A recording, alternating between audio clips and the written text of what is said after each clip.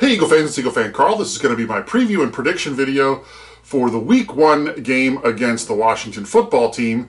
But before I get into that, I've got to admit I'm a bit of a dunce. My cousin pointed out to me after my prediction video from last week, where I went through the whole season and then made predictions for the league as to who was going to make the playoffs, that I had forgotten one important thing, and that is that the NFL expanded the playoffs this year, that 7 teams are going to now make the playoffs instead of the 6 that had made it before.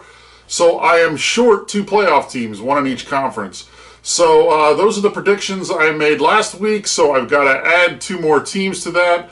So I'm going to go ahead and say in the NFC, it's going to be the Vikings that are that last team that make it in. And for the AFC, I'm going to go ahead and take the Indianapolis Colts as being the other team that gets in, which still sets up the possibility that Doug Peterson meets either his mentor or his protege, as he could go up against either Andy Reid and the Chiefs or Frank Reich and the Colts in the Super Bowl if we were to be so lucky. I'll make one more note about the prediction video I did last week. I am slightly more optimistic today than I was last week when I recorded that. That has a lot to do with the fact that now Jason Peters has agreed to move over to left tackle and play that. The Eagles threw him some extra money to go ahead and make that happen, apparently. But overall, I think that's a much better scenario than what we had when I was looking at things last week. So that's a relief. But you've got to wonder at 38 years old, how long does Jason Peters last out there for the season? But at least going into the season, it looks a lot better than it did a week ago. On to this week's game, though, and this is just one of those games that we can't win. And when I say that, what I mean is we can't win the situation. If we win the game, it'll be as expected, and if we lose the game, the people will be like, you know, what the heck's going on with that team? So it's sort of one of those unfortunate situations that we've got to win this game. And I'm not going to go here. I'm not going to come on here and say that I think this is going to be an easy win. I do have concerns about this game. And it really has to do with, you know, what I was talking about last week when I did my prediction video, and that's line versus line. Even with Jason Peters moving back to left tackle, I'm worried about their pass rush. They've got a really good pass rush, and against our offensive line, that could potentially be a problem.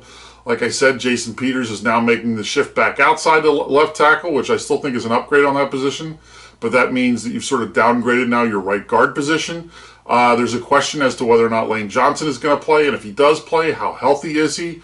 So those are all big question marks going into this game. You put that together with the fact that Washington already had a decent pass rush before they drafted their rookie phenom in Chase Young, and now suddenly we're looking at a scenario that really could become problematic. So what does this mean?